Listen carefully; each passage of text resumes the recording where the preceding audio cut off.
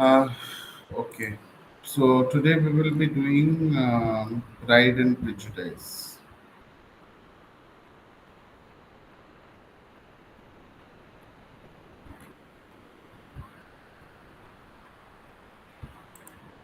How many of you have read Pride and Prejudice?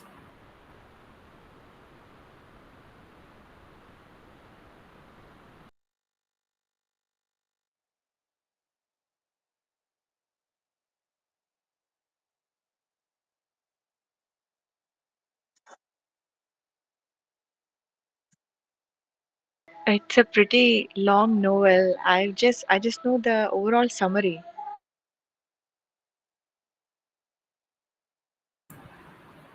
What about that book? The text means the IGNO notes that is given. Means the IGNO texts. Have you read the IGNO texts?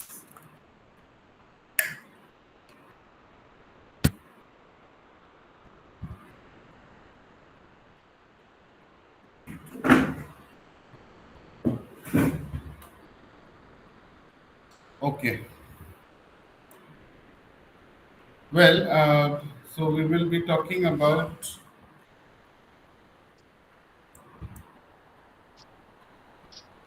Jane Austen. The author of Pride and Prejudice is Jane Austen.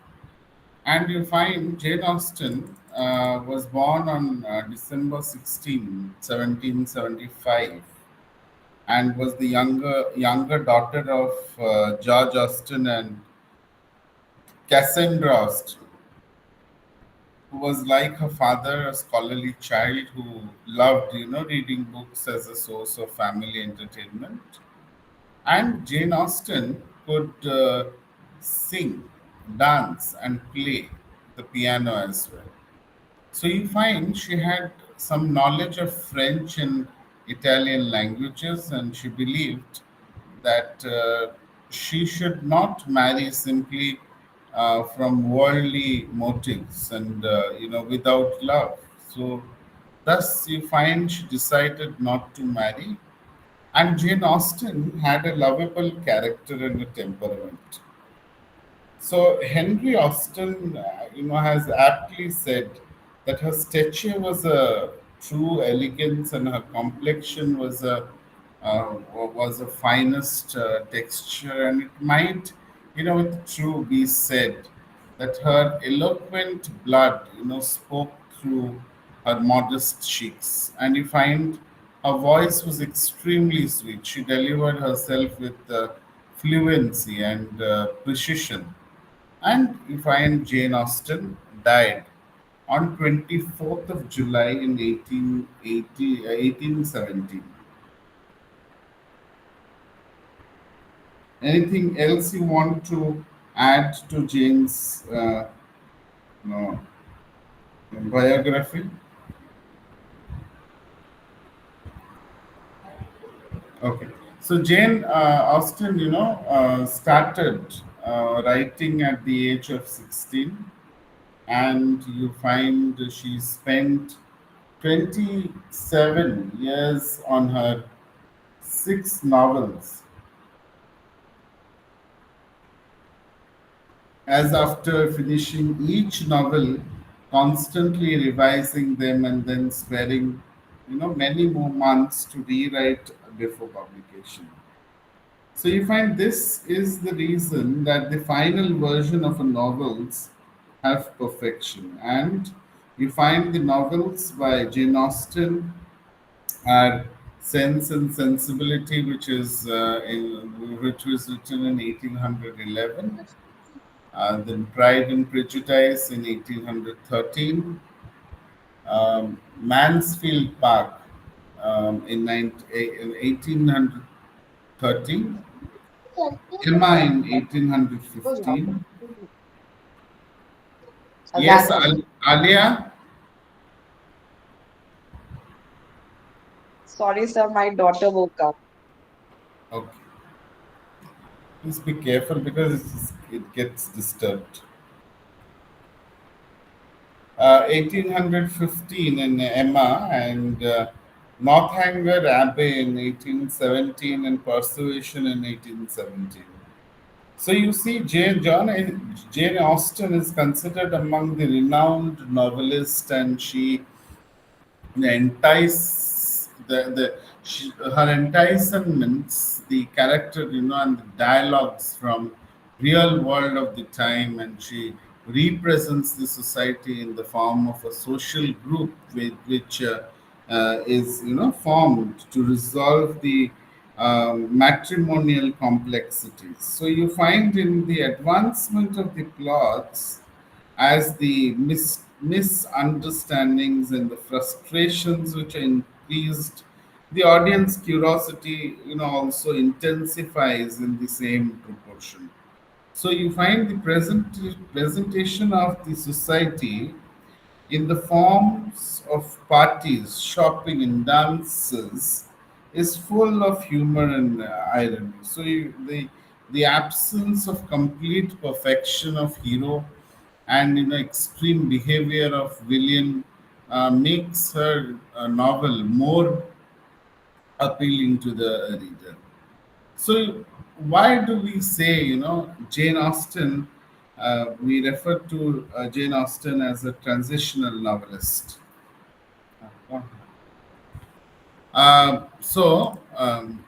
Transitional novelist, was it? So you find the period between 1740 to 1790, transitional elements in Jane Austen's novel was found, and the period between 1740 to 1790 in English literature is known as the transitional age. Okay, am I clear to all of you? Yes, sir. Yes, sir. Yes, sir. Yes, sir. Okay.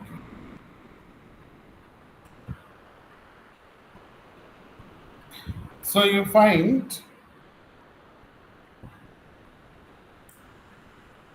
so this period witnessed, a struggle between the older and of classicism, and you find a gradual triumph of the new, and the literary novelist of this period, or the period just after its transitional tendencies in the literature, you find one, on the one hand you find they maintained elegance to the classicism of the 18th century, on the other you find they have their leanings towards the new spirit of romanticism.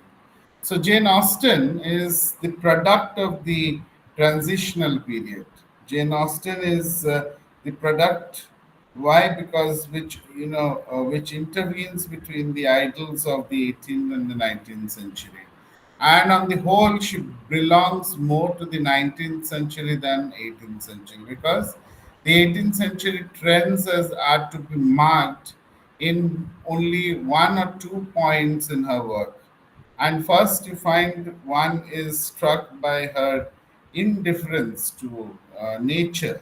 There is little of descriptive background of in Miss Austen's novel like Pope, and she writes in brief that the proper study of men, kind is man, and she is interested not only in her sex, in men, so far as they are objects of interest to women. And yeah,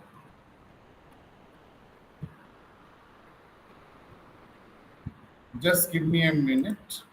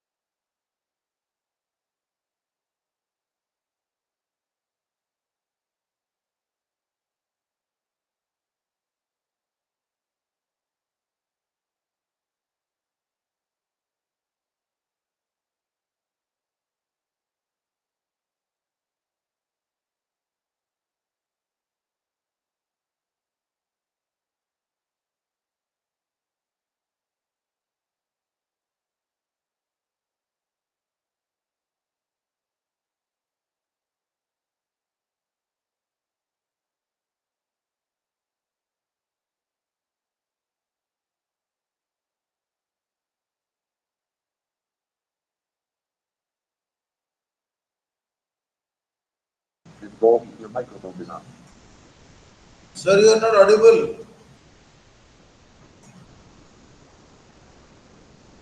Tapas sir, you are not audible.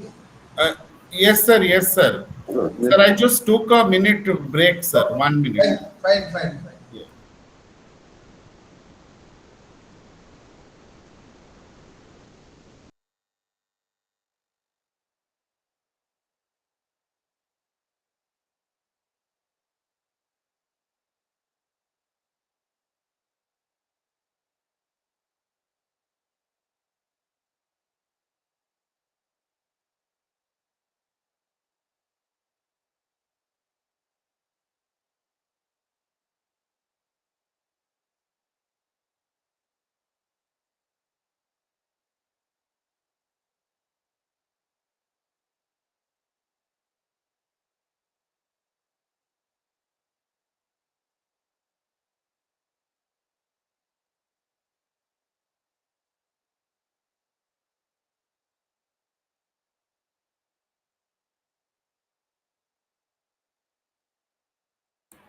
Yeah, so I was talking about the characters which are drawn from the humble life. So another you find in the 18th century feature in her novel is the absence from her pages of the characters drawn from humble life.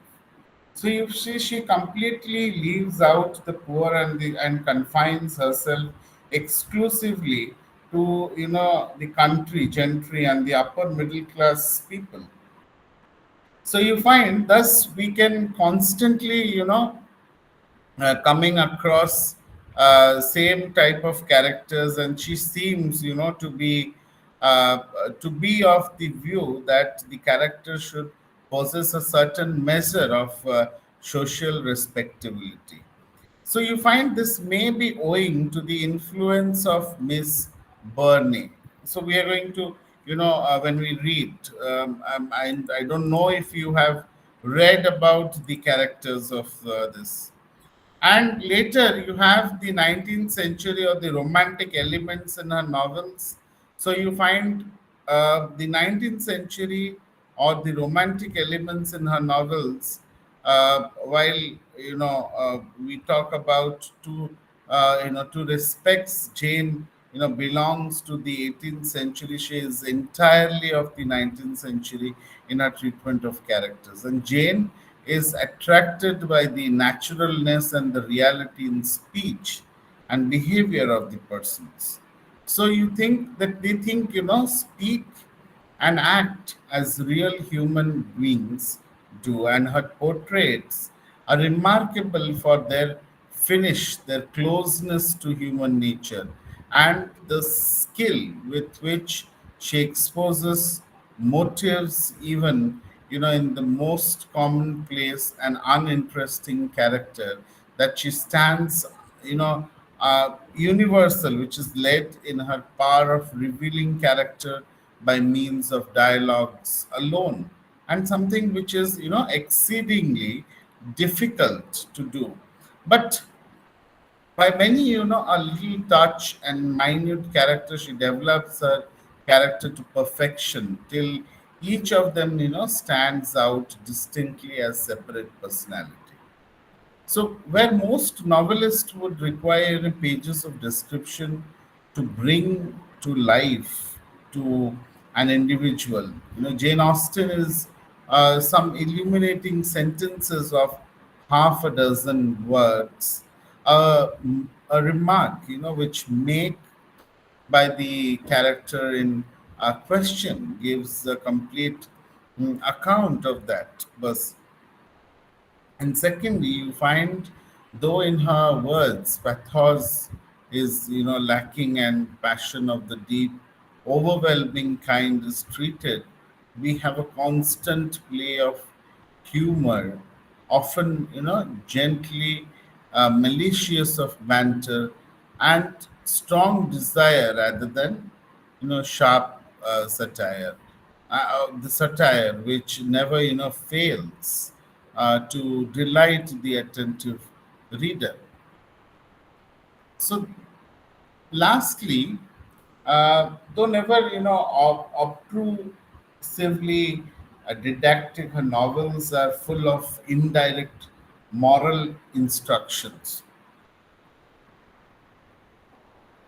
The Archbishop Whiteley, and while reviewing, had said that they may be, safely recommended not only as among the most exceptional of their class, but as combining in an eminent degree instruction with amusement. And so we see that to conclude, Jane Austen to a great extent may be, called as a, transitional novelist. You find in her work there is a happy and interesting blend of classical and romantic tendencies.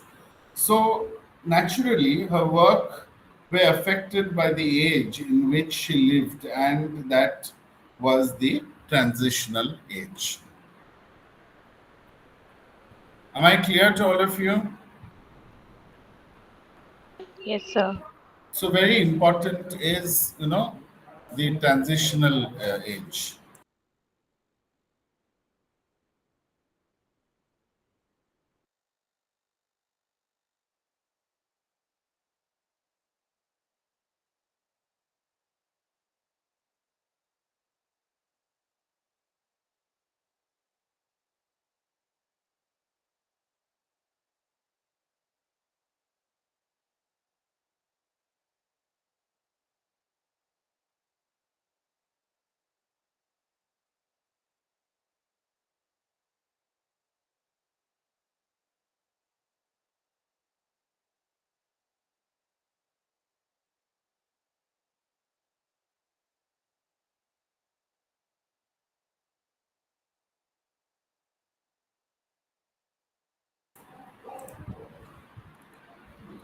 Yeah, later we find that the so transitional age is very very important, because you might get a question that Jane Austen. Why is Jane Austen, known as a transitional novelist? Discuss. That can be a long question because it talks about that particular uh, age. Okay. Hope you all can write.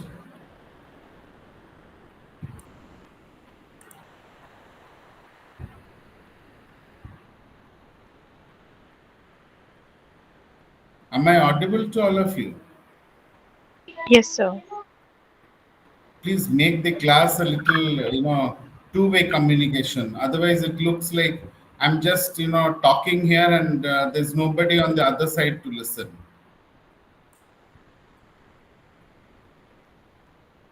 Okay, so talking about the Pride and Prejudice plot, you see Jane Austen's plot are well, knit and organic plot. So you find this applies to Pride and Prejudice as well. And in Pride and Prejudice, there are very little superfluous scene or characters.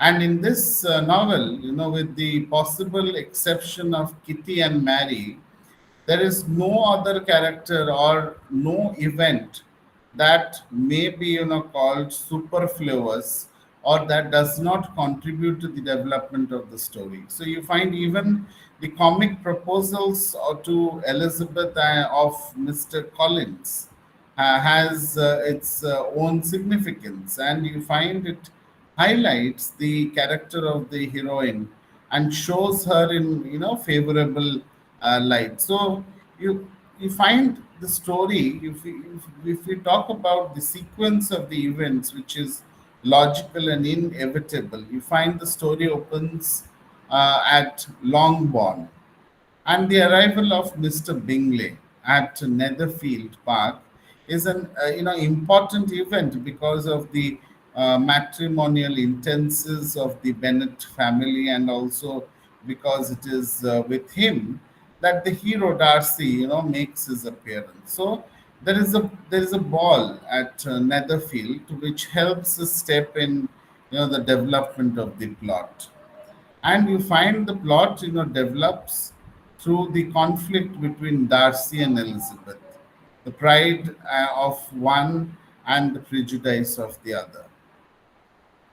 So you find Jane Austen shows her skills in handling events in the text. How you find which now which we follow in a very quick succession, resulting in the deepening of the Elizabeth prejudice and the awakening of the Darcy's love for her. Gradually, we see, the conflict between pride and prejudice, which weakens as Darcy, makes his proposal to Elizabeth at once when rejected. And you find um, um, W.L. Cross, praises the novelist and says that that since Fielding, no novelist has been master of structure. So he further says that the marriage of Elizabeth is not merely a possible solution of the plot, but it is an inevitable as the conclusion of a poetry which is constructed syllogism and or geometrical demonstration for a parallel of workmanship of this high order, and one can only goes to Shakespeare. So then, how we see, we all even see that the structure of Pride and Prejudice is very dramatic. You know, you find Baker has divides the novel into five acts, and in the manner much ado about nothing. Uh, Anybody who has read much ado about nothing?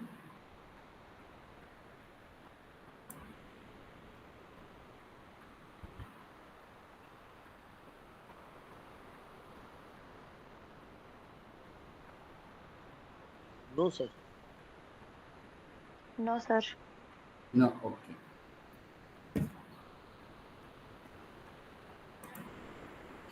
Okay, so you find the attributes of the hero and the heroine gradually undergoes a complete reversal, and marriage is the only solution.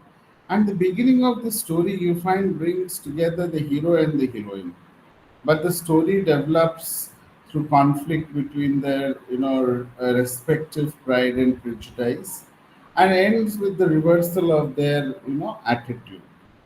So, in the manner of drama, you find the action is carried forward through short scenes and dialogues. Walter Scott. And the characters, you find the characters are also developed through dialogues. So, you find the characters are why it is developed through characters, because it is instead of the description or the analysis, these are developed through dialogues, and comedy deals with the conflict between illusion and reality, and that is also the theme of Jane Austen's novels. Jane Austen's novel are very dramatic novels, the novels of the conversation rather than action. So you find the plot of the novel is very compound. It's not simple, and there are several pairs of lovers you find. Okay. The novel consists of subplots, digressions, and uh, episodes in Pride and Prejudice. We see that we see the main plot is the love of Darcy and Elizabeth. Okay. The subplot is the love of Jane. Jane with whom? Mr. Bingley. Yes, Mr. Bingley. Love of Lydia, Lydia with Wickham. Wickham, correct. So that's an episode. And love of Collins, Collins with Charlotte. Charlotte, or yes. So you find all these, different threads are woven together very skillfully. So you find the subplots serve as a foil to the main plot. And you find Jane and Bingley are passionate lovers as constructed with the active love of Elizabeth and Darcy. So, Bingley, sudden departure for London from Netherfield, heightens Elizabeth's prejudice towards Darcy, and for she considers him responsible for the misery of her sister. So, the subplot, which remains at the front in the beginning, is pushed into the background where the main plot, that is the story, starts. And you find Lydia and Wickham episode adds the element of the melodrama. So it also, highlights the essential mobility of Darcy, and helps, to dispel the prejudice of Elizabeth. So the comic, proposal of Collins imparts the dramatic relief. So you find his marriage with Charlotte revolves in Elizabeth's visit to Hushfond, where she comes to know more about Darcy and prejudice weakens, and then you find thus there are no loose ends, and all the part have been well fused into single compact whole. Am I clear? Yes, sir. Yes, sir. Yes, sir. Okay. So you find the complexity in the plot, which is provided, which by the undercurrent of emotions, and the same running through it, and you find the entire plot is suffused not only by emotion but also by thought, and thought, the thinking process of whom, of Elizabeth.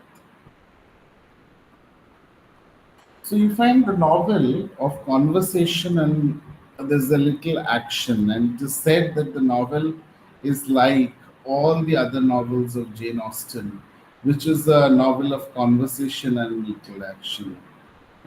Whatever action there is, it is the trivial and commonplace, and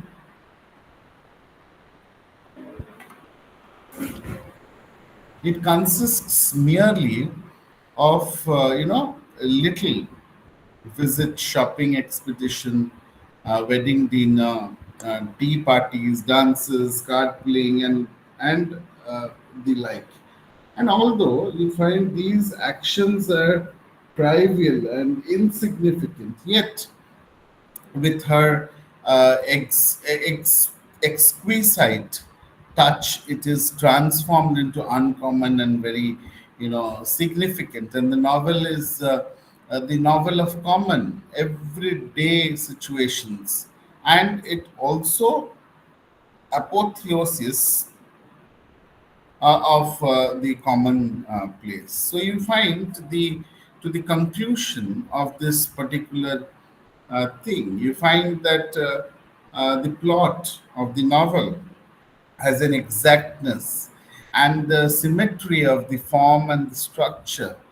And as we have already read that W.S. Cross says that she is a pure novelist and emphasizes on the formal peculiarities of the composition and the subordinations of parts to the whole.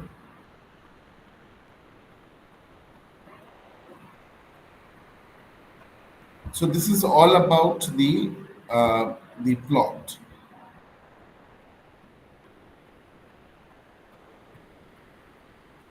Any anything that you would like to uh, understand?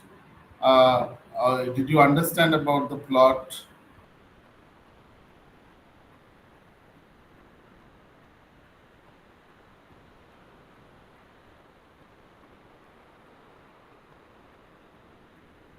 Anjita, you had read this, right? Not the whole text, but I just went through all the adaptations and all because this work is has had so many adaptations in movies. Okay. You need to, even when you're reading a text, when you're going through a text, or you need to know about the period. No, in which period it was written and what was the importance of that period.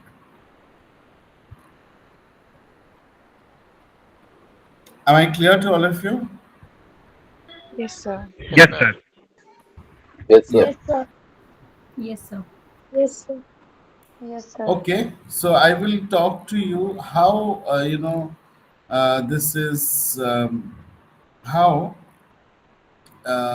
Pride and Prejudice is um, a social comedy.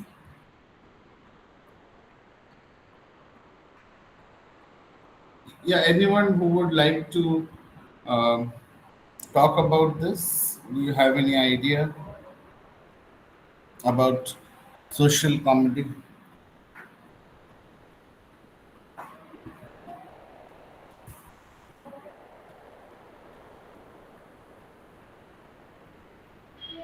I think there is a sort of satire towards the society because women are not able to inherit the property.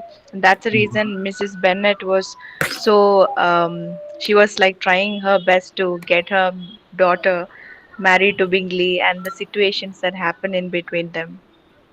That's so Mm-hmm. interesting. Yes. And the other instances that happened behind that, the subplots, everything was. It was interesting. The whole story is interesting, and it evokes so much in so much entertainment to the audience. I mean, to the readers. Okay, when we talk about social comedy, what comes to your mind? And because you've read the story, so what comes to your mind about social comedy? So the character of Charlotte, the friend of Elizabeth, Sorry? the character of Charlotte, sir, the friend of Elizabeth, she when she asked, like Elizabeth asked her why you're marrying him, Collins. Then she said like it is because of only social economic means she just want to consider money, not a person's character. This uh, the drama over there looks like a bit of social comedy. Mm-hmm. Okay. Anything else? Sir, in this play, the protagonist Elizabeth is more of a hero than of a heroine. So the play revolves around her, and in like the center or the main aim of the play is that women, no matter how like whatever qualities a woman possess, but the last destination for a woman is to get settled to some a good guy with who has some love, who has a a sound amount of money. And I believe that's the biggest social comedy that Austin is trying to project, because uh, throughout from the right from the beginning towards the end, the thing was revolving around a central topic that girls need to get settled in with some guy, and like keeping this point or keeping this theme at the center of everything, there were different pairs showed varieties of instances. For example, Lydia, she eloped with Wickham, and then our Charlotte, who she got married to the person who was rejected by Elizabeth. So marriage is kind of a social comedy has been depicted tried to depict by Jane Austen, because one of the point is that Elizabeth's father, he is also not happy by getting married with Mrs. Bennet. Therefore, he's so carefree when he was informed that Lydia has eloped. He was not much confused about it. Or another instance when Mrs. Bennet was wanting Elizabeth to get married to the man, Mr. Collins. So then she asked Mr. Bennet to make that he might convince Elizabeth to get married to Mr. Collins. Then he created a sort of satire there. In the sense, he said, Elizabeth, if you don't get married to the man, then your mother won't talk to you. And if you get married to the man, Mr. Collins, then your father won't talk to you. So this shows that how much carefree he is about these concepts of marriage and all. Of course, he is a good husband, because at times he does crack jokes with his wife, but he is not a responsible father, because he is not happy with this institution of marriage, and moreover, somewhere he is not also interested that his daughter gets involved into the same institution. So I believe marriage is the key point where Austen. But when we're talking about social comedy, your focus doesn't talk about the social life of the people. Yes, sir. That was one sole thing that I was about to tell, that there is a class distinction between this Elizabeth Darcy and like, because it has been depicted. These 2 points. This is social class division and marriage. These are directly proportional, kind of, because the main aim of the motto of the girls is to get settled with some guy who is more elevated than them, so to get a good life for the rest of the life. So it has been depicted right from the opening of the play that when those boys like Darcy and Fitz, another boy whose name I'm just not able to recall right now. So Darcy and his friend, when he happened to visit, they people came there. Mrs. Bennet's only motto was to visit there with all her daughter, so that at least one among her daughter might get settled to some rich class family. So this social class division and marriage are directly proportional, as per picture as Austen has picturized in this novel Pride and Prejudice.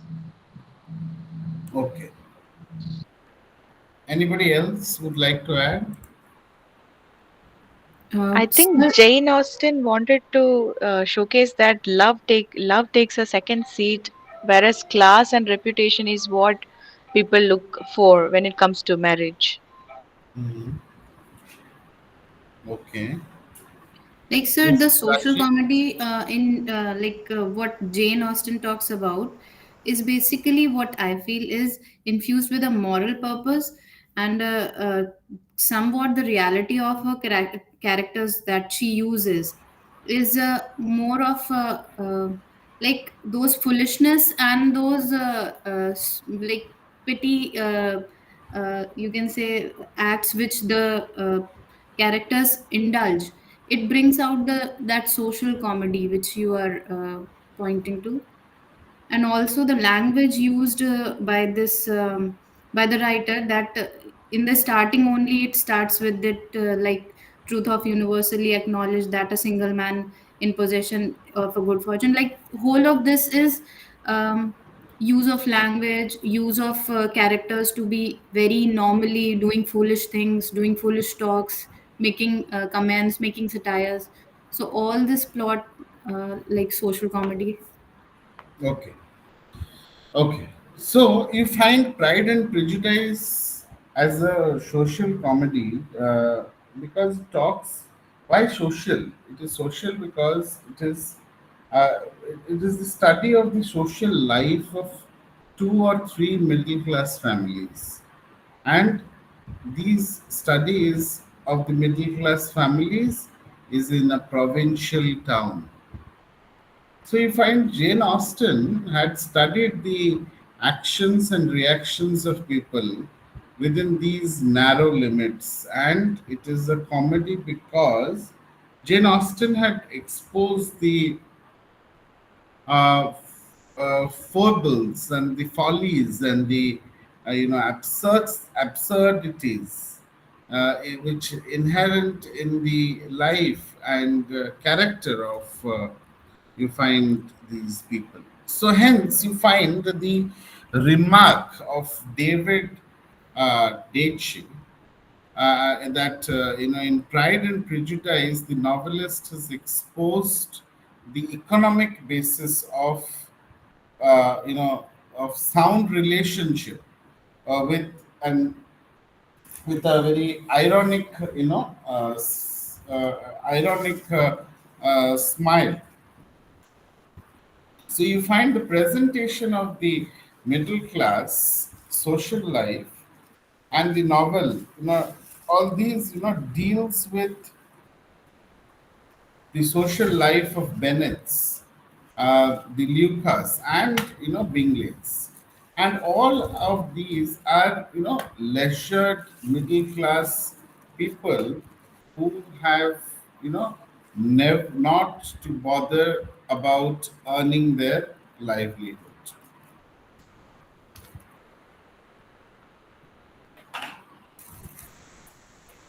So you find the Bennets, may be said to belong to the lower middle class with only 2,000 a year, and we mm, we see that the Bingley mm, to the upper middle class with a much higher income, but their life is a round of visiting, playing cards, singing, going to dinner, and inviting people for dinner. So occasionally you find they go out of long-born neighbors, and the petty jealousies, the rivalries, the doubt and the suspicions with the beset their narrow and confined life, which have been skillfully exposed by the novelist. So you find the novelist has not failed to provide us with a glimpse of a life of aristocracy.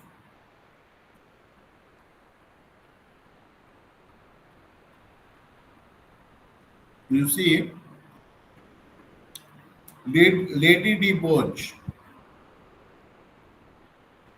is an aristocrat, proud, arrogant, and mm, very insolent, and she lives an artificial life of pomp and show, and likes to display her wealth and splendor. So you find she has nothing to do and finds diversion in taking rides in her carriage, or listening to the pianos and or inviting people to dinner. Even the life of the country clergy has also been glanced at through Mr. Collins, and they have nothing much to do and depend for their living in the patronage of great whom they flatter in season and out of season. And similarly, you find through the flirtations of Lydia and Catherine with the military officers, we can form an idea of their social life.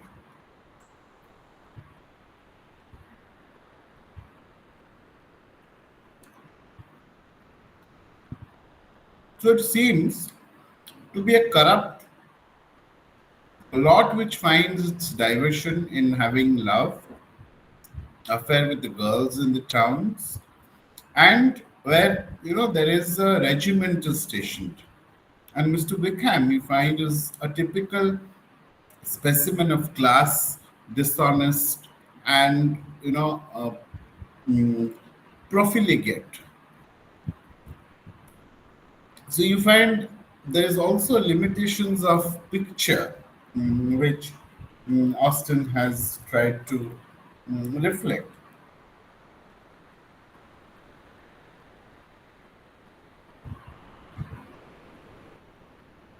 Right,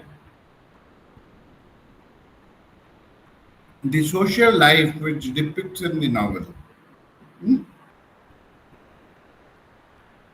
You find it is well noticed that the life of the lower classes and of those who earn, living, their living by the sweat of their brow, which has been, rigidly excluded, and as has been well said, no footman ever crosses, the stage of Jane Austen. We may get an occupational glimpse of a housekeeper, but it is only from the distant. And similarly, we find the city life is beyond the range of novelists. Even though Jane Bennet, goes to London and stays with Gardiner for a pretty long time, nothing is told to us of by the author about the metropolitan life.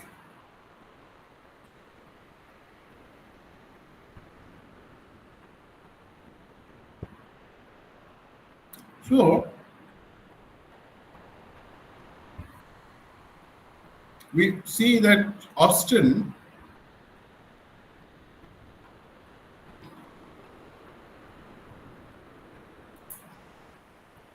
has involved the financial motivation. This why I say financial motivation, because the basis of this social life is money, and it turns on monetary considerations. So you find that the way it has been said, Jane Austen's text is money, and there are mm, critics who have pointed out, like Leonard Woolf points out that Pride and Prejudice is the social standards and are almost entirely those of money and snobbery.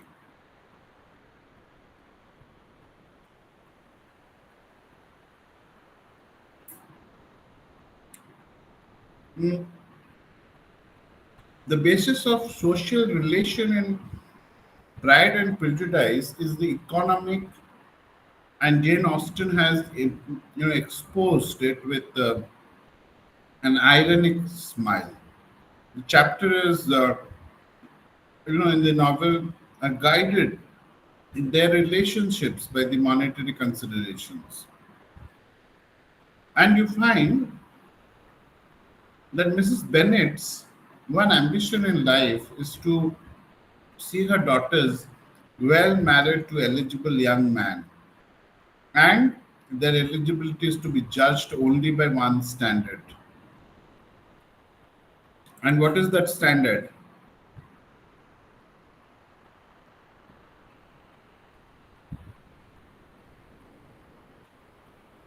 Money? Yes, So money and financial status, the yes, the upper the class economic status. economic status.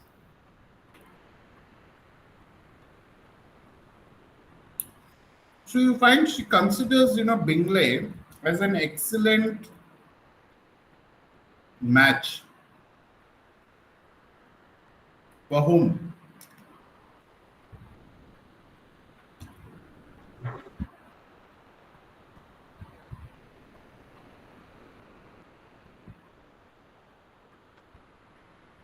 Mrs. Bennet's eldest daughter. For Which Jane, daughter? Yeah, for Jane.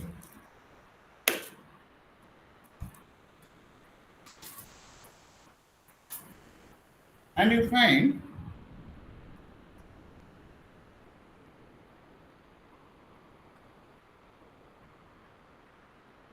that not for any other consideration, but solely because he has a large fortune.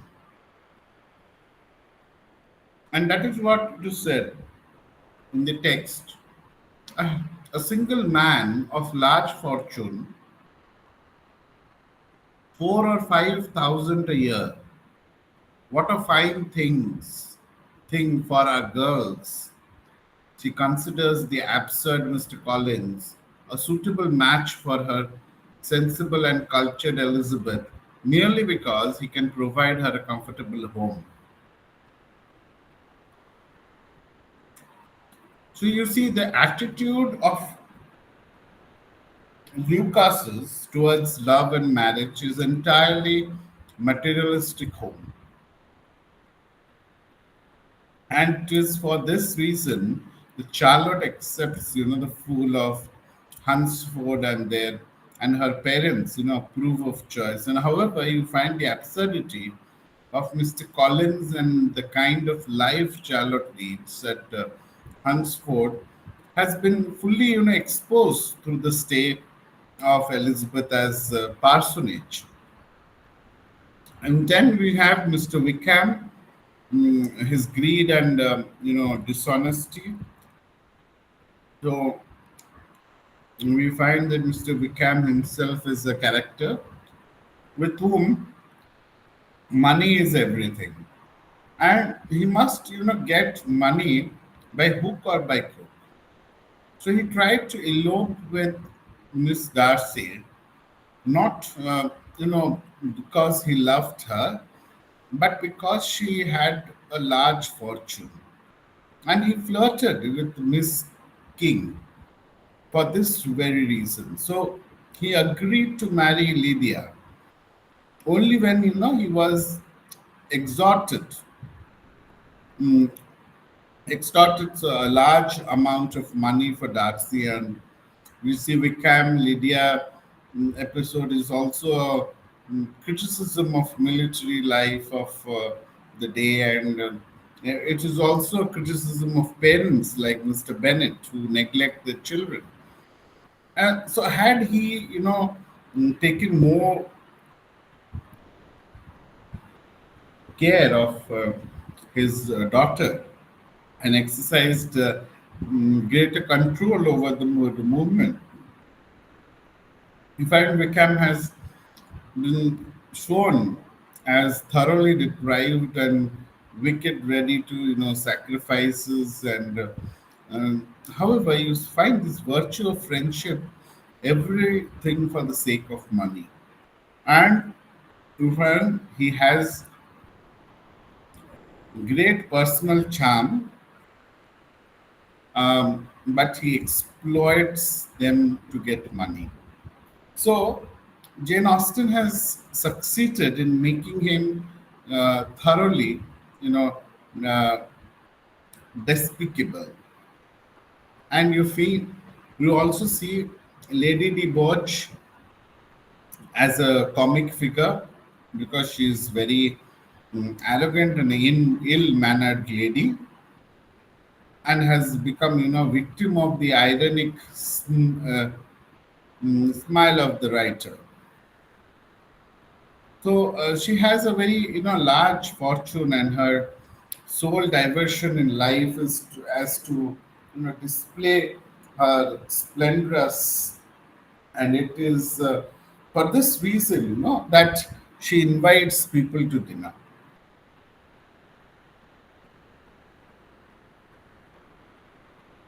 So you find those who flatter, like um, Collins, and not tolerate her insolent behavior and liked by her. So the contemptible, stupid lady does not, like that Elizabeth should marry Darcy because Elizabeth is poor and comes to a moneyed, aristocratic family.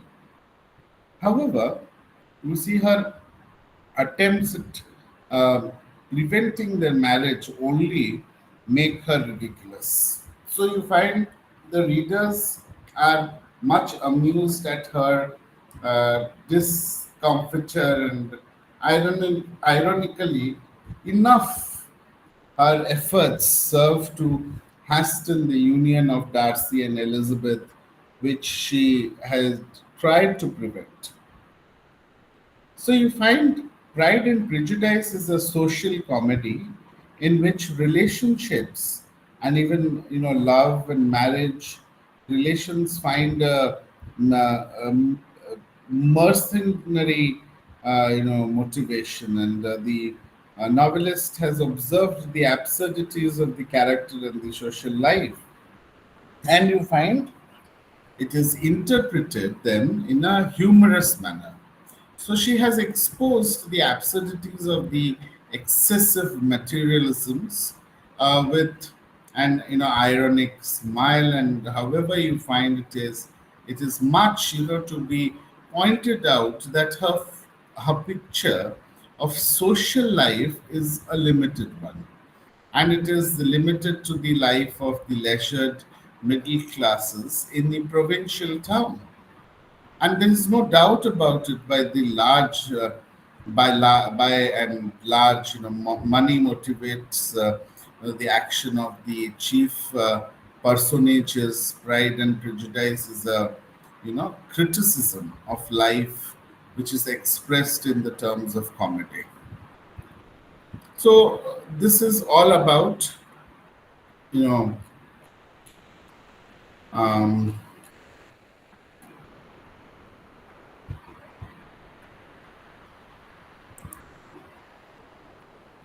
the social comedy.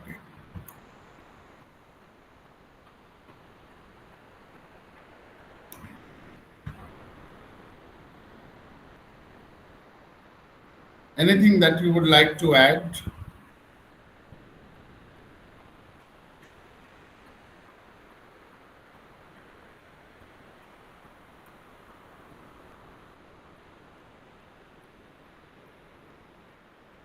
Yes.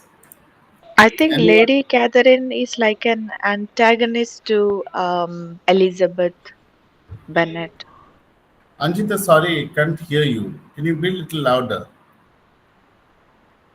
I said like I think Lady Catherine is the antagonist to the protagonist Elizabeth, Mm-hmm. because she tries to stop Elizabeth from getting married to Darcy. Yeah, yeah, yeah.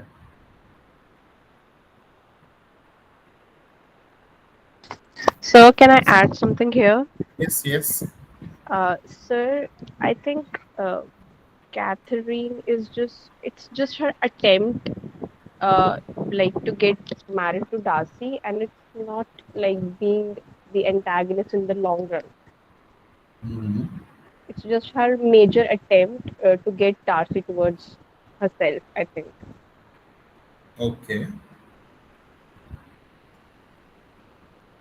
Sir, I have a little question. Like Yes. this social comedy and comedy of manners, is it some or the other way same? Because in both of these cases, social custom, behavior, relationships, and specific class, social and society, uh, they are being highlighted. So, like Mm. they are more or less same. Yeah. So, comedy of manners is, the satirical comedy. It is a genre of realistic, witty, cerebral form of the dramatic comedy. It's the same. Okay, sir. Okay, sir. Sir, I think here comedy in this novel is just the absence of scatology. Otherwise, comedy is comedy. It's just mere absence of comedy here, plus adding to it like one party into this marriage of institution, like considering directly to Darcy, he belongs to Mhm. the upper class. No, no, not exactly the royal family, of course. So, like adding the social demeanor of Darcy plus comedy plus absence of scatology is just like the conclusion of this novel. So I think comedy is comedy, or I mean, just absence of scatology and also the social demeanor of royal class. What is So satellology? Sorry, what? scatology. Okay. So do you want me to explain this more? Yeah, yeah, yeah. Scatology is just like It's the kind of comedy where we talk about like the inferior bodily processes. Okay. Yeah, and just kind of exaggerating them and making fun of the like such bodily processes. If like someone is sweating or someone is just peeing or other than that. Okay. So, how do you want to relate it to this text? So I'm saying absence of scatology plus the social demeanor of the royal class family. When we add these two aspects, I mean, that is the only thing which is getting directly connected to this novel. Otherwise, comedy of manners, I mean, in itself, there is no genre as comedy of manners. It's just the absence of scatology. That's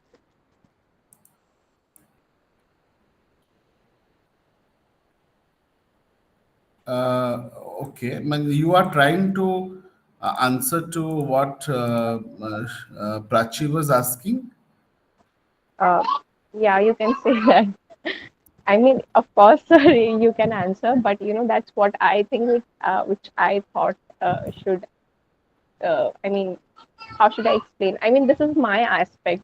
You can also add if you See, want in to. very simple words, comedy of manners is a satirical, portrayal of behavior in a social group.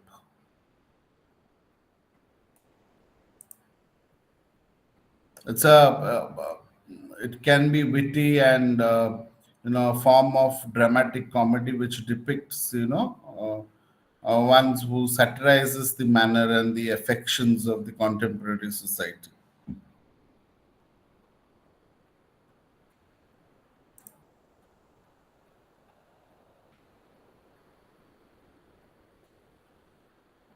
Okay, so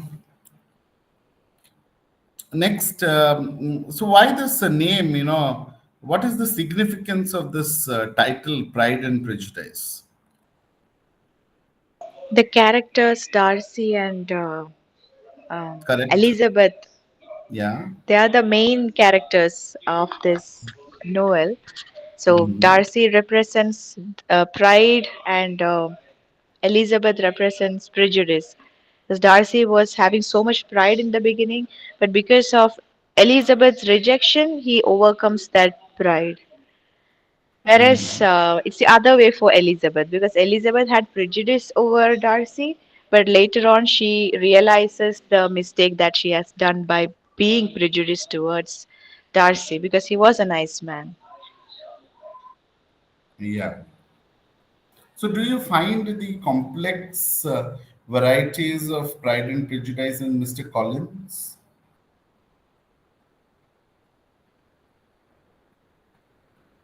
Mr. Collins is a side character, right? He doesn't have that much significance, but yes, he is there. I think the main role of Mr. Collins is to represent the fact that, like Charlotte married Collins for money. Maybe in order to showcase the fact that women used to marry for money. That is the main purpose why this Colin and Charlotte is introduced here.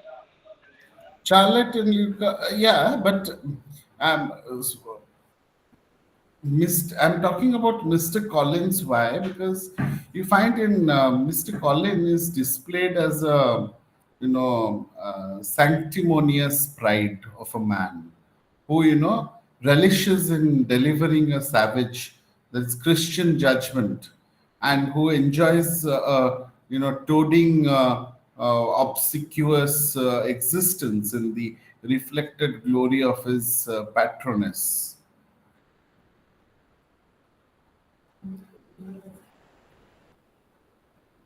Even we find the complex varieties in of Pride and Prejudice in Charlotte, Lucas. You find we watch the sinking of self pride for the sake of marriage to a man, Mr. Colin, whose own self pride is lost. And you find in Mr. Bennett, we see the self pride is embittered, turned to malice, elated into a power of isolation and affected indifferences.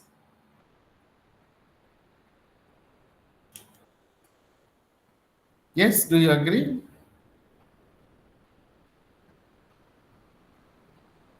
Only But those who Mr. Bennett, but Mr. yeah, Bennett did wanted his daughters to get married to the one they loves, right?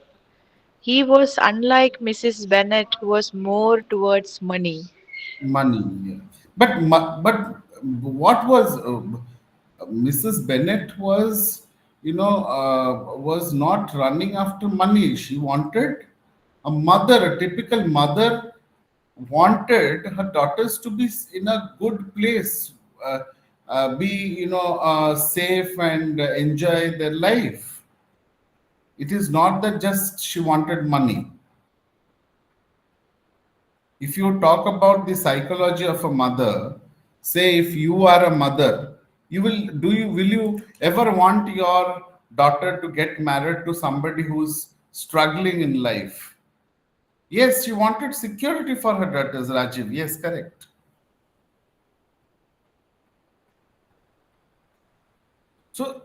We cannot say that she had a very negative, thought process. She was not greedy for money.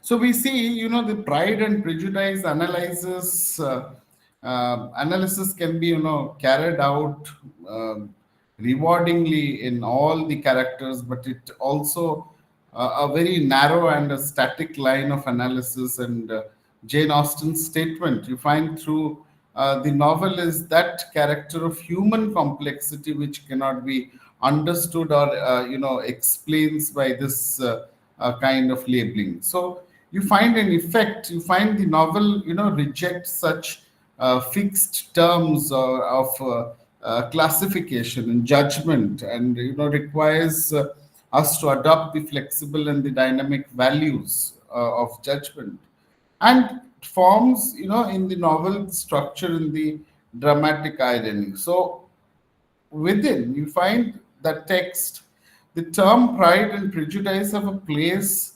However, you find not leading role, but that they are assigned ironically in the novel's title.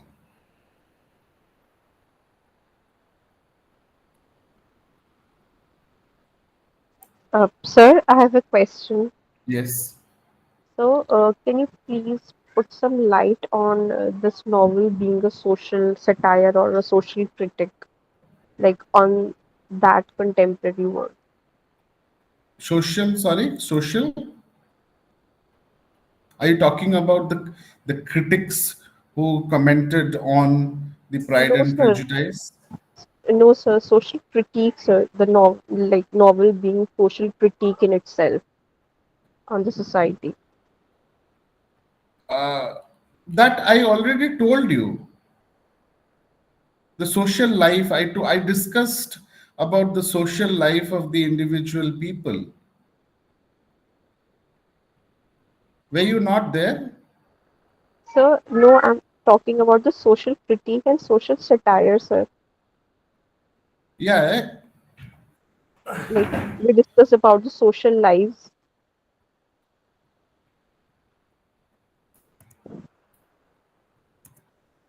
So what exactly you want to know means? As in, sir, when we try to connect this novel and the characters of the novel to then contemporary world when it was written.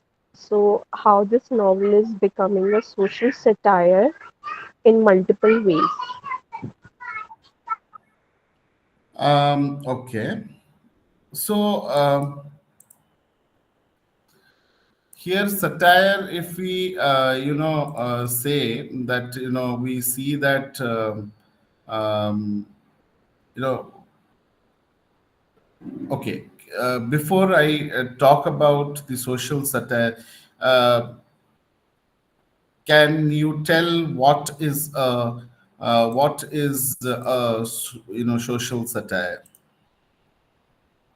So in very rough and unpolished words, if we would say, or if we would define social satire as, it would be like a slap on the society. Okay. But Like what a in common unpolished man words, do. like Okay. in unpolished words. So basically, when we talk about satire, satire is a style of representation. What sort of representation that talks about humor, irony, exaggeration, or to expose or criticize people's behavior, particularly in the social and the political context. So we find the social satire is it is a work of literature that particularly in unfavorable aspects of the society and human nature, and it also includes all the facets of life, like discrimination, racism, all these things. So, in writing, social satire is a criticism on every problem or the difficulties which happen in the social life. And we find Pride and Prejudice, uh, you know, talks about, um, you know, the social satire, the social system of the 18th century. And you see, Austin depicts the picture of the social system, that how people are captive in a materialistic world and have love for money and property instead of love for nature and humanity. And she also tells how people of that society do do marriage for not individual, but for for having a good life, through the property and the inheritance, rather than the individual souls. So they do not have love and faith in their relationship.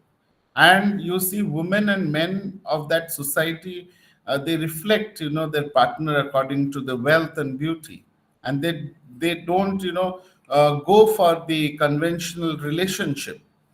You see the women's position and their dependency, the class division, the marriage, the relation for that is built for wealth. So all these.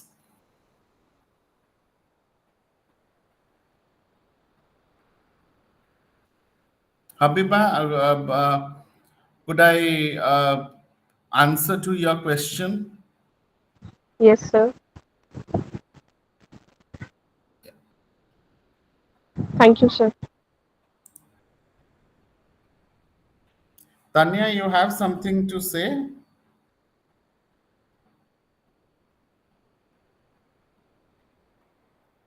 Okay. So I had given you yesterday two questions. Have you? How many of you have answered this question?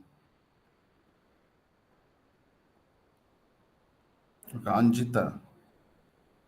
Anjita, no, that's not very mandatory. That what I'm doing it for your benefit. If you want me to comment on what you're writing, I will just go through your.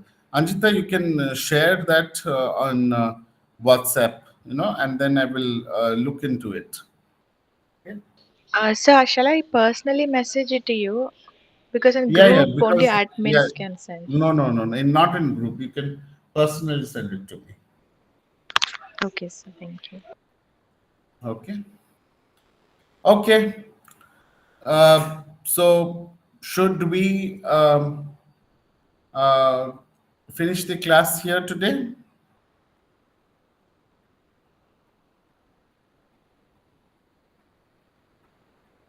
Sir, shall we discuss few questions if you Yes, don't sir. mind? Yes, Yeah, sir. you. Can we Yeah. discuss What more, sir? questions? Should I give some questions? No, sir. I have a question. Yes. Sir, can you please put some light on the heroism in this context of Pride and Prejudice? Like, how can a reader pursue or visualize heroism in this novel, considering Darcy and other characters? Like, one aspect we can see in Darcy is of the chivalry. So, what else can we find in this novel if we were to talk about heroism? So you can see, um, Mr. Bennet, addresses his daughter, Elizabeth, of a boring visit, to her old friend Charlotte, and the insufferable Mr. Collins. When he says, "On pleasure bent away," he murmurs, and there you find in a character, in PG Woodhouse, who has an aunt who collects dried seaweeds. So sometimes, you see, I think she likes solely for pleasure. So, here hedoism, um, you find in Pride and Prejudice, has the hazards of hedoism, you see, can be, reflected.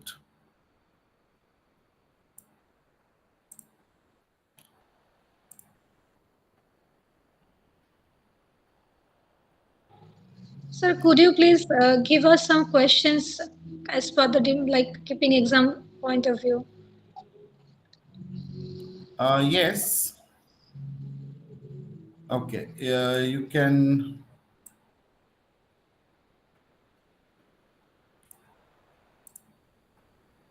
just a minute. I'll just give you.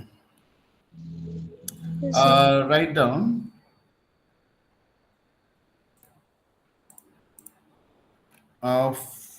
One is, you can talk. We can you can write about, how Jane Austen is a transitional novelist. This can be a long question. Second is, Pride and Prejudice as a social comedy.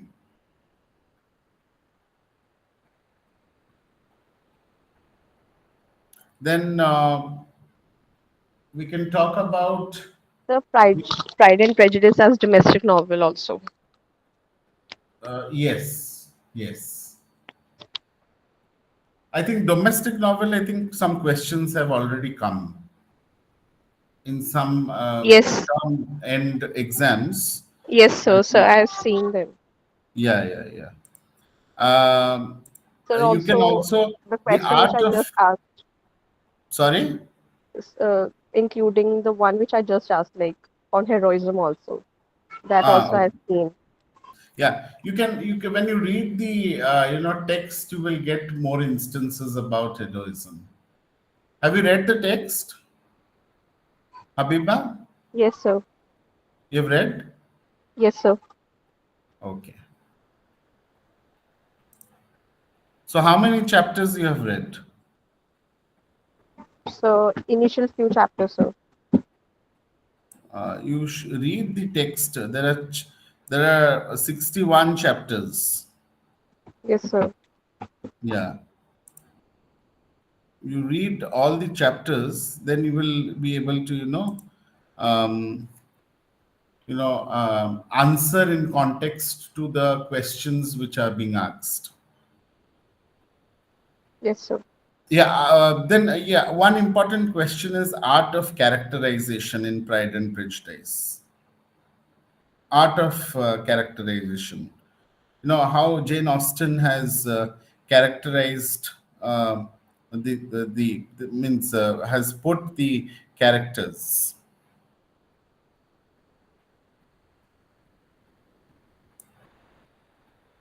Then you can we can talk about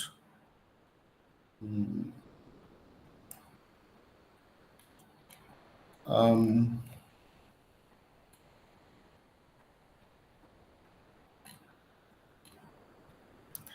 the character sketch of Elizabeth Bennet.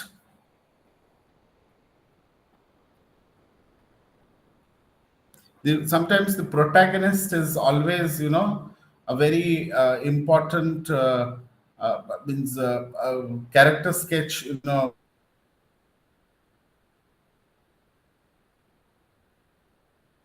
comes on based on the protagonist.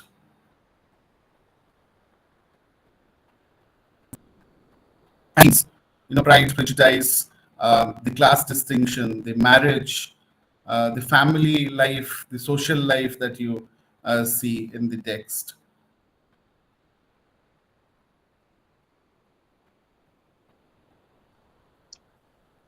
So there can be also a question that how does Austen portray the social class system in 18th or 19th century of England? Yeah, the initial when I was talking about the transitional period, you can reflect that in how Austin was involved during that period of time.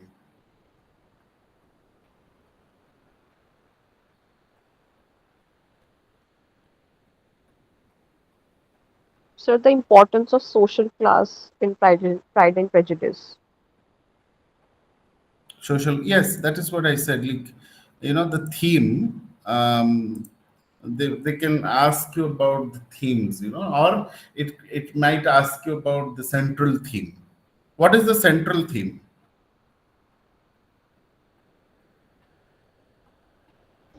Marriage. Social class. Marriage. So sir, I think social theme in this novel would be the interplay or the dichotomy between marriage being associated with money and social class. I mean, social class, when I'm talking about this, I mean the upper class or the royalty. But Okay. So, sir, I think It there could be is very one more specific. thing. It could be social class. Yes, yes, Anjita.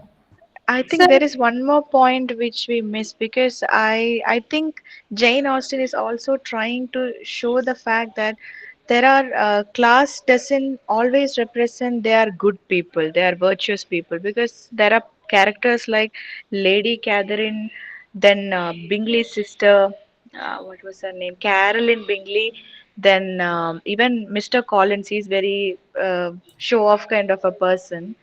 So I think Mhm. that is also one message that Jane Austen was trying to give, that class doesn't always show, I mean, it's not always proportional to virtuousness. but that also is coming under this umbrella term of social class because they are the stock characters and they are Yeah, yeah, bound to play right. certain roles. Correct. Yeah. Sir, can there be also plot-based questions? Do we need to learn them also? What based? Sorry. Plot-based. Plot. Yeah, yeah, yeah. You can get, plot, structure, all these questions you might get. It's not just, Sir, you can you will get. suggest some questions on that, please? Uh, it can be how discuss the how Austin has um, given importance to the plot of the text, so that it will be direct questions, like, as I said, art of characterization, so that sort of questions will come. Okay, sir. Okay. So there is also this one question which I've seen in a couple of sample papers where the question is asking about how impactful marriage is as an institution in Pride and Prejudice. How, sorry, what, how? How impactful marriage is as an institution in this novel, Pride and Prejudice. So here we will talk about, the, like, we have to introduce saying that, Pride and Prejudice is a love story, but its author is also concerned while, pointing out the inequality that governs the relationship between men and women, and how it affects, the women's choice, and options regarding marriage. So Austen portrays a world in which choices for individual are very limited, based exclusively on family's social rank and the connection, and to be born as a woman into such a world, which means having even less choice about whom to marry and how to determine the shape of one's life. So you find the way of the society which controls, which uh, weakens. Prachi, anything you need to add? No, sir, I have my different question. That's why Okay. I raised. You finish and then I'll ask. Yeah, yeah, yeah. So you find, the way how society controls and weakens women, which helps to explain the part of Mrs. Bennett's about marrying of her daughters, and why such marriage must be involved uh, with practical and the financial considerations. So all these things are um, taken into consideration. The ideal because as a mother she wanted the security. So all these things can be taken into consideration.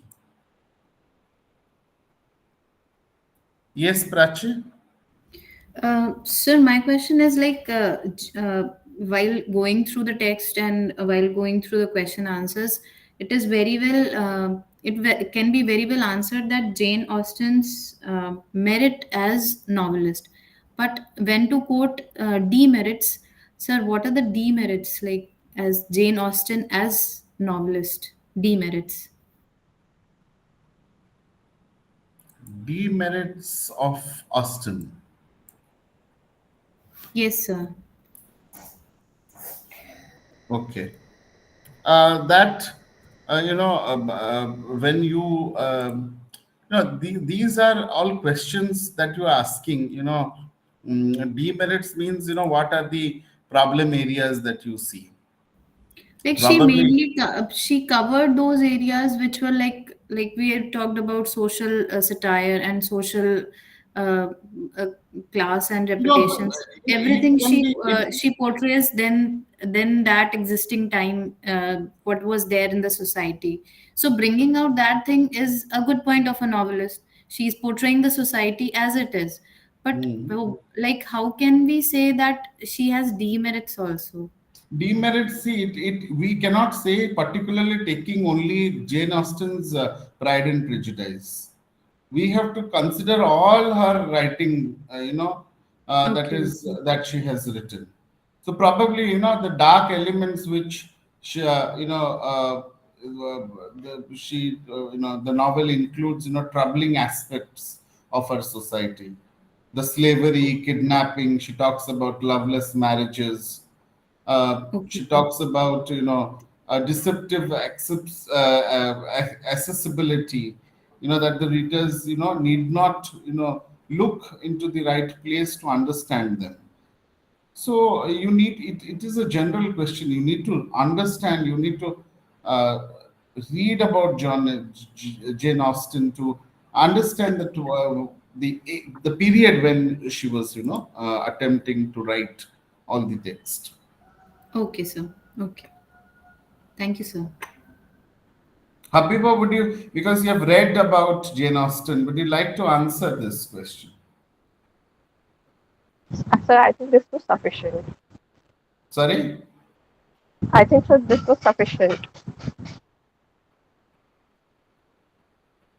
No, no. I wanted to know, like, if because you have read about Jane Austen, so what is your point of view on the the areas or the demerits that you find, because that differs from person to person. Sir, I think the domination of social class and this very idea of having money being associated with the chivalry of man and manhood. Sir, I think that is dominating the likeness and preferences of women. Okay. But sir, in that era, the condition of women were like this only, Yeah. like since the time Shakespeare, Elizabeth period, every period that time we are seeing that women's are not shown as an upper hand, or they are very decisive, or they are working or something. They hold any thing like this, that they need to go and they can work out, they can make their own identity. Like whole soul, they are only dependent on men, money, the social the status and reputations. So in that case, how come like you can satire on that girls are not being. So can I add this, add something to this, what she Yes. said? Yes. Sir, working women, they were the women of bourgeoisie class and not the Sorry, sorry. upper What? caste What? Come again. Sorry. bourgeoisie, bourgeoisie class. Okay. Uh, like uh, Bourgeoisie class is like the lowest class in the hierarchy of society. They had to Hmm. work because they didn't have enough money to run the house or meet their ends. So they had to work. So when we climbed up towards the top of the hierarchy, women were living a luxurious life. They didn't have to work. So not working is But like a every class luxury, didn't and have working. that. But every class is not having that privilege of being living a luxurious life. Like in previous, also we saw that Helena and that what is that, Eliza and all. They are also Yes. not working, and they came and they, like, all throughout the novels which are written in those period, we haven't seen that women are shown very powerful positions. So in that case, how a woman is living, he's totally dependent upon his husband. So in that case, marriages, if like her mother is also wanting that daughter should be married to a person who can take care, like security of the daughters. So in that case, you cannot show it as a demerit. Or Sure, I think Dean would not I say. will just interrupt 1 minute. So You can say, that is true, but uh, we cannot say that, these are all debatable. You means you cannot come to a conclusion saying that this is correct.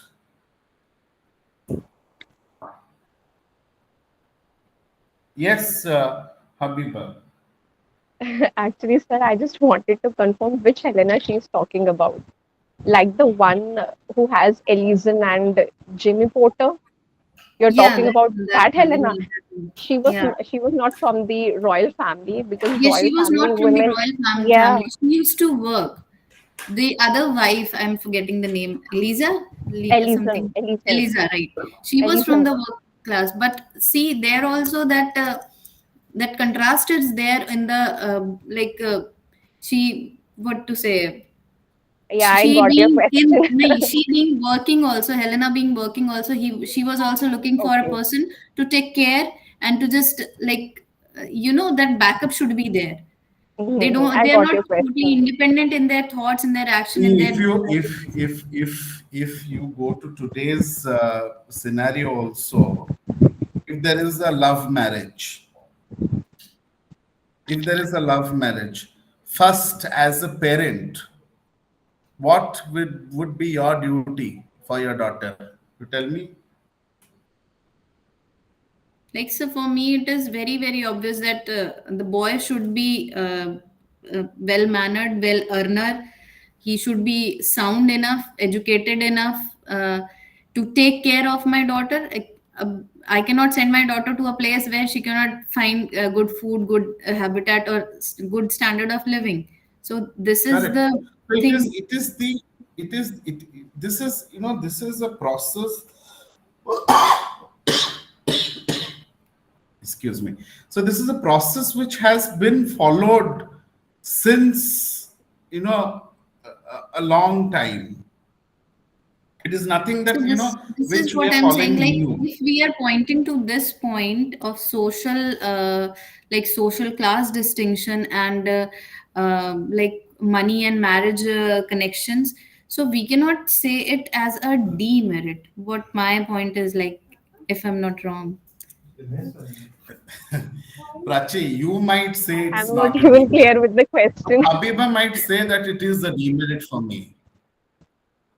See, my point in this context is like why to get dominated by someone's financial condition when you are trying to find a love mate for yourself. See, it could be one aspect, but it should not be dominating our likeness towards the person. That I was saying. Because Elizabeth's mother, she's like complete, her likeness and preference towards a man for her daughter is completely dominated by the ideology that he should be having some amount of money, some handsome amount of money and fortune. Okay, you have the money, okay, take my daughter. So that idea shouldn't be dominating the likeness and preferences towards a particular person. I'm just saying that. But you are referring to like when if you refer to the time back then that time that was system of education and empowerment of women, I don't think so that existed so much Was that too a mother less. should. It Because was too less to, that's like, why a mother the cannot, novel is written. she It's a has a social choice. satire. She has either to check for the security, or she can like what you से, या तो घर पे बैठा लो या तो फिर ऐसे ऐसे किसी से शादी कर दो जो तुम्हारा ध्यान रख सकता हो. I am referring to that point. Yeah, yeah, yeah. What you are talking about is a morality ground.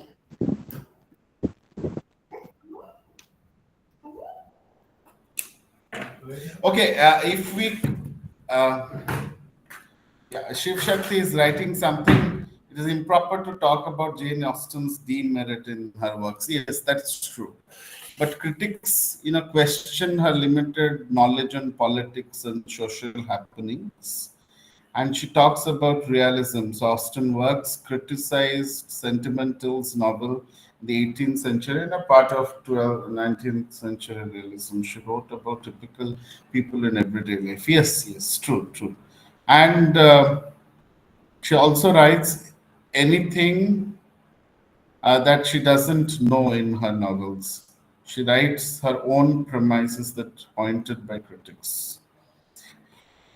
So but See, then these are the merits, I right? believe that, yeah, yes, yes, yes. So, But it, that is it differs very from much person to improper to person. talk about. Sorry, sorry,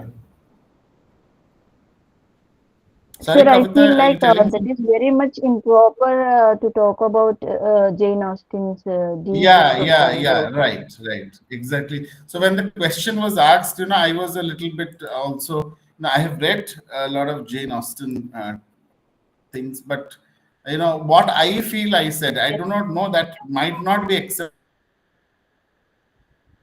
What did you ask? Uh, Can you please repeat the by question? others.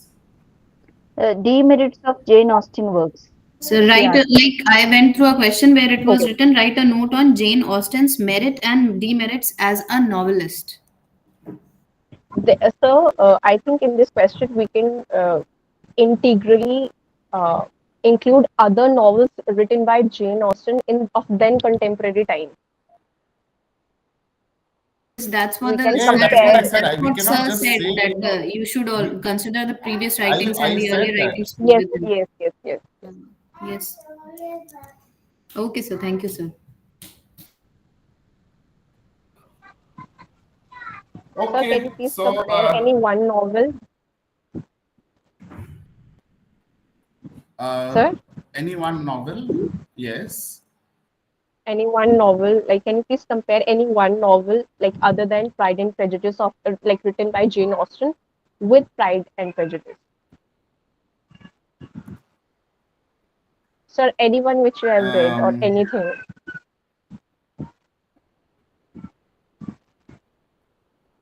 okay.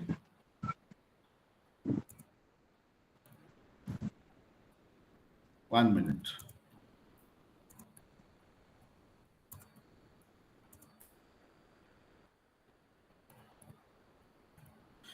Um, which novel? Okay, should I will tell about um, yeah.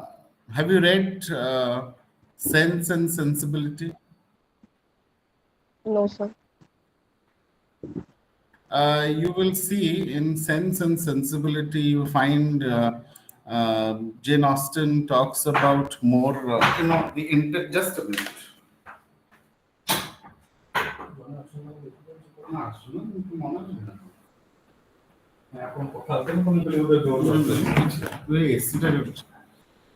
Can you please hold on for a minute?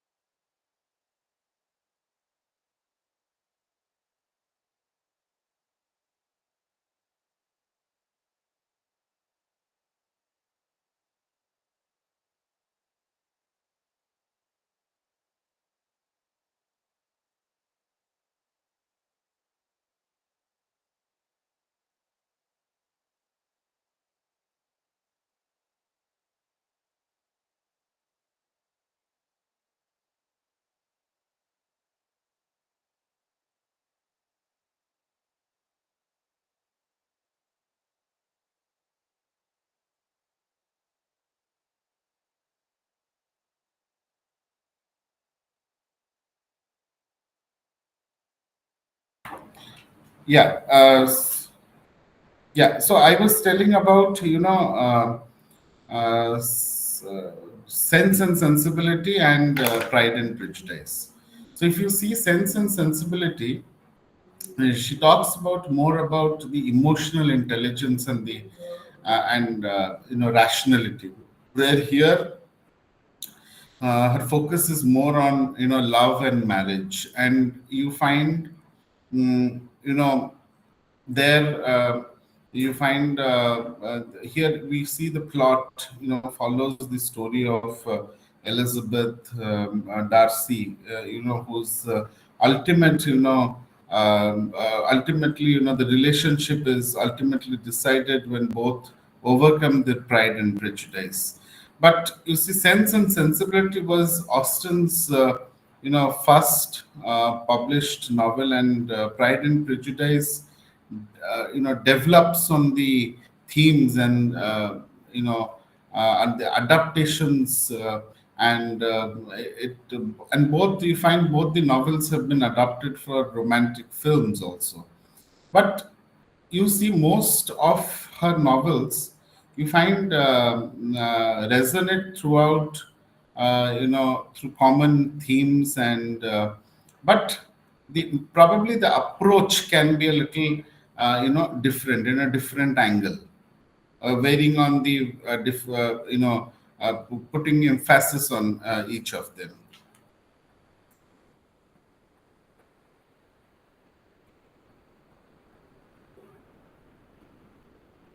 Hello, Habiba, could you hear me? Yes, sir.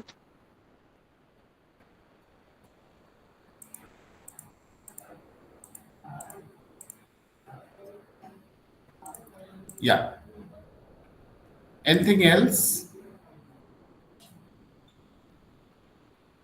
So I think because they were discussing about demerits, because these should be written from a personal point of view also.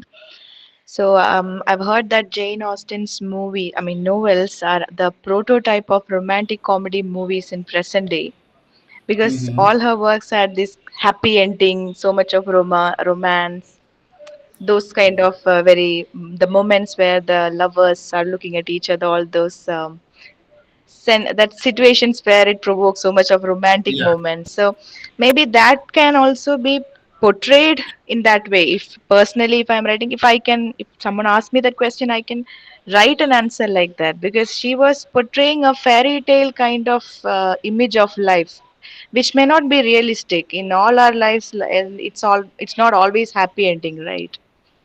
So she was Yeah, showcasing a very fairy tale version of life. correct, correct. Yeah, you can represent your answers, and that is what when we ask students to write, the critical analysis, people write the story. If you write the story, you don't get marks.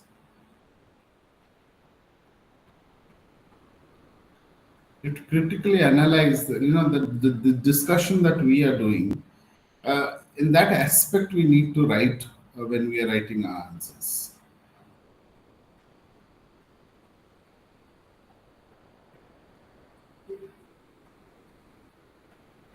Okay, so any do you have any more questions, or should we end here?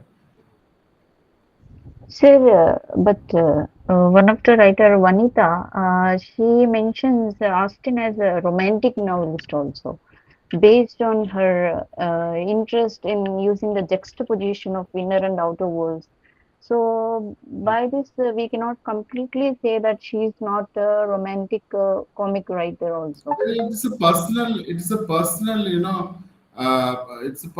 feedback of somebody. So it's up to you whether you want to accept or you don't want. Okay.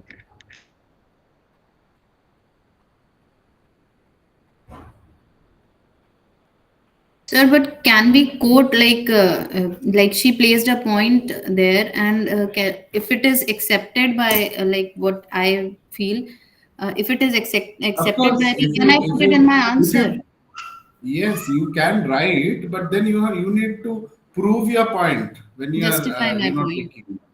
Yes, it's Okay, not just like picking it up and just putting it writing it down in your down. answer sheet. Okay, okay, sir. People do that. People do that, but they don't understand. They you when you agree to something, you have to present your answer in that way that the examiner who is reading the paper should understand that you have tried to explain why you wanted to. Okay, sir. Yeah.